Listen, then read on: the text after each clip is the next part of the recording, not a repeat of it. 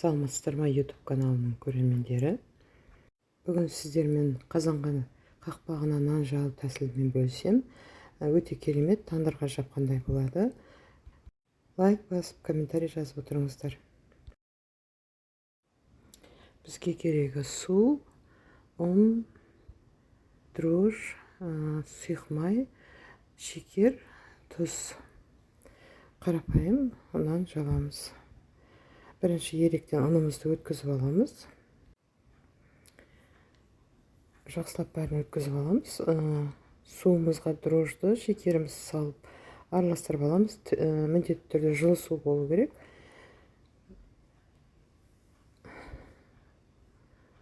Тұзымызды ұнға араластырып аламыз. Сөйтіп орташа жұмсақ қамыр илейміз.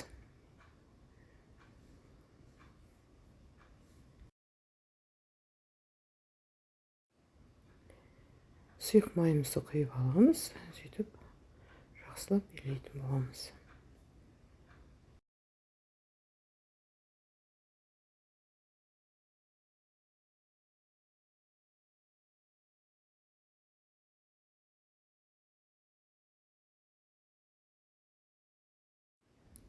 Міне осындай қамырды илеп, 1 сағатқа тындырып қоямыз, көтерілгенге дейін. Кішкене қалған майымызды беті қайысып қалмасын деп құйып қоюымызға болады. Міндетті емес, бірақ міне осылай бір көтерілгенде бұны 1 сағаттан кейін осылай қайтарамыз. Тағы да жарты сағатқа қоямыз. Екінші көтерілгенде суала жасап істей беретін боламыз нанымызды. Міне екінші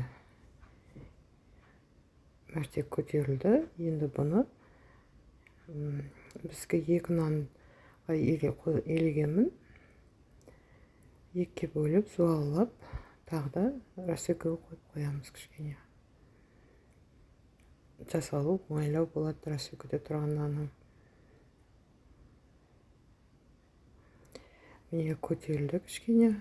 Осылай нан жасап, ортасын түгілеп, тағы да шамалы уақытқа қойып қоямыз, 5 минут, 10 минутқа. Нанның жұмыртқаның ағын сарын бөліп, астына жұмыртқа жағып, қазанның қақпағына жабыстырамыз. Қазанды қақпағымен 20 минутқа қыздырып қоямыз.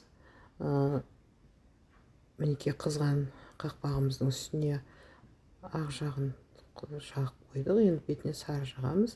Бұны қазанның түбіне тұз сеуіп қоюға болады. Күйіп кетпес үшін 25 минутта пісіріп шығарамыз. Күнжіт сау, жиегіне ақ, ортасына қара күнжіт істеп, мінекей осылай өзі көтеріліп жалып жатыр. 25 минутта пісті бұл. Әрқайсысы 2 нан жаптым мен. Міне нанымызды осылай жауып алдық. Сіздермен бірге болған Лейла. Видеоның соңына дейін көріп, ұнатқан болсаңыз лайк басып, комментарий жазып тіркеліп отырыңыз.